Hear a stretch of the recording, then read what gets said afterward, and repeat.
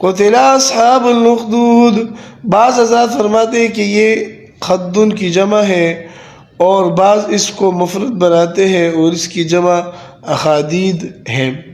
پہلی صورت میں ترجمہ ہوگا مارے گئے کائیوں والے، دوسرے صورت میں ترجمہ ہوگا مارے گئے کائیوں والے۔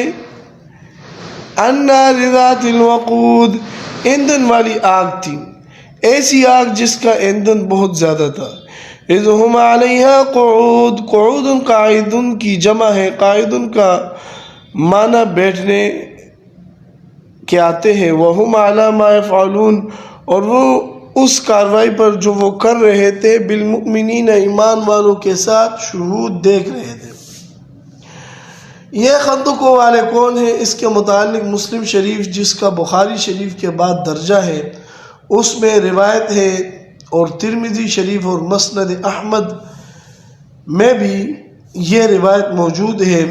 اس روایت کا خلاصہ یہ ہے کہ آن حضرت صلی اللہ علیہ وسلم کی ولادت باسعادت سے 70 سال پہلے کا واقعہ ہے۔ یمن کا ایک بڑا ظالم و جابر بے لحاظ بادشاہ تھا، اس کا نام یوسف اور لقب ذوالنواس تھا۔ بڑا کافر، مشرک اور منہ پھٹ آدمی تھا۔ اس زمانے میں اکثر حکومتوں کے بادشاہ جادوگر اور نجومیوں کے مشوروں پر چلتے تھے، تو یمن کے علاقے میں ایک بڑا جادوگر تھا۔ تاریخ کی کتاب میں اس کا نام سطیح لکھا ہے۔ یہ جادوگروں کا امام تھا۔ یہ جب بوڑھا ہو گیا تو اس نے بادشاہ کو پیغام بھیجا کہ اب میں بوڑھا ہو گیا ہوں، میں چاہتا ہوں کہ اپنے جادو کے کرتب کسی کو سکھا دوں، لہذا مجھے کوئی ذہین بچہ مہیا کرو تاکہ میں جادو کا علم، فن اور جتنے کرتب مجھے آتے ہیں میں اس کو سکھا دوں۔ بادشاہ نے اس وقت کے اسکولوں کالجوں کے پرنسپلوں سے رابطہ کیا، ہمیں ایک ذہین بچہ چاہیے۔ انہوں نے ایک بڑا ذہین خوبصورت بچہ، اس کا نام عبداللہ بن تامر تھا۔ یہ اتنا ذہین تھا کہ ہوا سے بات کو اخذ کر لیتا تھا۔ جب کوئی بات شروع کرتا تو یہ اندازہ لگا لیتا تھا کہ اس نے کیا کہنا ہے۔ بادشاہ نے وہ بچہ جادوگر کے حوالے کر دیا کہ اس کو اپنا فن سکھا دو۔ یہ بچہ روزانہ آنے جانے لگ گیا اور جادوگر سے جادو سیکھنا شروع کر دیا۔ راستے میں ایک راہب تھا جو اس وقت حضرت عیسیٰ علیہ السلام کے صحیح مذہب حق پر تھا۔ اصل مقصد تو اس کا تبلیغ تھا، مگر ظالم جابر بادشاہ کی وجہ سے کھل کر تبلیغ نہیں کر سکتا تھا۔ اس نے مسواکیں، ٹوپیاں، سرما جیسی چیزیں رکھی ہوئی تھیں، اس بہانے کے ساتھ وہ تبلیغ کرتا تھا۔ یہ راہب اس بچے کو آتے جاتے دیکھ رہا تھا۔ ایک دن اس کو بلا کر کہا، برخوردار، میں روزانہ تجھے دیکھتا ہوں، کہاں آتے جاتے ہوں؟ لڑکے نے بتایا کہ ایک بہت بڑا جادوگر ہے، مجھے والدین اور حکومت وقت نے اس سے جادو سیکھنے کے لیے مقرر کیا ہے، میں اس کے پاس جادو سیکھنے کے لیے جاتا ہوں۔ راہب نے بڑی نرمی کے ساتھ اس کو توحید سنائی اور رسالت اور قیامت کا سبق دیا۔ چونکہ بچے کا ذہن صاف تھا، راہب کی باتیں اس کے ذہن میں بیٹھ گئی اور وہ بچہ مسلمان ہو گیا۔ بعد نخواستہ جادوگر کے پاس بھی جاتا رہا کیونکہ مجبور تھا، مگر زیادہ وقت راہب کے پاس گزارتا تھا۔ کافی دین سیکھ لیا اور پختہ ذہن کا ہو گیا۔ ایک دن یہ واقعہ پیش آیا کہ کسی موذی جانور، شیر یا اژدہے نے راستہ روک رکھا تھا، جس کی وجہ سے لوگوں کا گزر محال تھا۔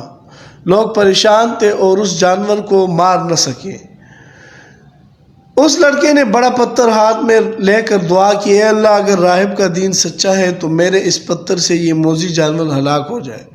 چنانچہ اس کے پتھر سے وہ جانور ہلاک ہو گیا، اور اس کرامت کی وجہ سے وہ لڑکا بڑا مشہور ہو گیا۔ اس کے پاس ایک نابینا آدمی آیا اور درخواست کی کہ میری آنکھیں ٹھیک کر دو۔ لڑکے نے کہا، توبہ توبہ، آنکھیں دینا رب کا کام ہے، میرا نہیں۔ راہب کے پاس گیا، اس نے کہا کہ میں بھی دعا کرتا ہوں، تم بھی دعا کرو۔ چنانچہ اللہ تعالیٰ نے اس کو آنکھیں واپس کر دی، کیونکہ وہ پہلے بینا تھا، بعد میں آنکھیں ضائع ہو گئی تھی۔ اللہ تعالیٰ نے دعا قبول فرمائی، وہ بینا ہو گیا۔ اب اس کا اور زیادہ چرچا ہوا۔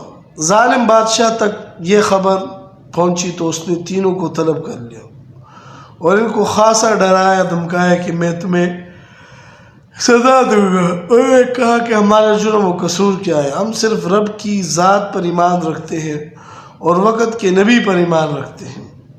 اس نے کہا میں نہیں جانتا۔ چنانچہ اس نے راہب اور جو اس کی دعا سے بینا ہو گیا تھا دونوں کو قتل کر دیا اور لڑکے کے بارے میں حکم دیا کہ اس کو پہاڑ پر لے جاؤ، اگر یہ اپنا دین چھوڑ دے تو اس کو چھوڑ دینا، ورنہ پہاڑ کی چوٹی سے نیچے گرا دینا۔ جب اس کو چوٹی سے نیچے گرانے لگے تو رب تعالیٰ کے فرشتوں نے ان سب کو پکڑ کر نیچے گرا دیا، وہ سارے ختم ہو گئے اور لڑکا صحیح سالم واپس آ گیا۔ بادشاہ کو اطلاع ہوئی کہ لڑکا تو نہیں مرا، پبلک کافی مر گئی۔ بادشاہ کو بڑا رنج ہوا اور اس نے حکم دیا کہ لڑکے کو کشتی میں سوار کر کے گہرے پانی میں لے جا کر ڈبو دو، اس کو سمندر میں گرا کر کشتی واپس لے آؤ۔ اللہ تعالیٰ نے لڑکے عبداللہ کو محفوظ رکھا اور جو ڈبونے کے لیے گئے تھے ان کو فرشتوں نے اٹھا کر سمندر میں پھینک دیا۔ بچے کو پھر بادشاہ کے سامنے پیش کیا گیا۔ لڑکے نے کہا اگر تو مجھے مارنا چاہتا ہے تو میں خود اس کی تدبیر بتلاتا ہوں، مجھے کسی اونچی جگہ پر کھڑا کر کے مجھ پر تیر چلاؤ اور تیر چلاتے وقت تیر چلانے والا زبان سے یہ الفاظ کہے بسم اللہ رب الغلام، یعنی اس بچے کے رب کے نام پر تیر چلاتا ہوں۔ چنانچہ بسم اللہ رب الغلام کہہ کر تیر چلایا تو وہ لڑکا شہید ہو گیا۔ یہ لفظ سن کر پبلک نے جب الفاظ سنے اور یہ منظر دیکھا تو کہنے لگے آمنا برب الغلام، اس نوجوان کے رب پر ہم ایمان لائے ہیں۔ یہ دیکھ کر بادشاہ آگ بگولا ہو گیا اور کہنے لگا میں تمہارا علاج کرتا ہوں۔ اس نے خندقیں کھدوا کر ان میں آگ جلائی اور ہزاروں کی تعداد میں ایمان والوں کو آگ کے گروہ میں پھینک کر زندہ جلا دیا۔ وہ لوگ آگ میں جل گئے مگر کلمہ کسی نے نہ چھوڑا۔ ایک دیندار عورت لائی گئی جس کے گود میں بچہ تھا۔ آگ کے شعلوں کو دیکھ کر وہ عورت گھبرائی۔ اس بچے نے بول کر کہا یا امی اصبری انک علی الحق، اے ماں صبر کرنا تم حق پر ہو مگر گمرانا نہیں۔ اگرچہ یہ ظاہری آگ ہے مگر حقیقت میں یہ جنت ہے۔ بادشاہ نے جب لوگوں کو آگ میں ڈال کر شہید کر دیا تو لوگ تالیاں بجا رہے تھے، بنگڑے ڈال رہے تھے کہ رب تعالیٰ نے اسی آگ کو پھیلا کر سب کو بھسم کر دیا اور سارے ظالم ختم ہو گئے۔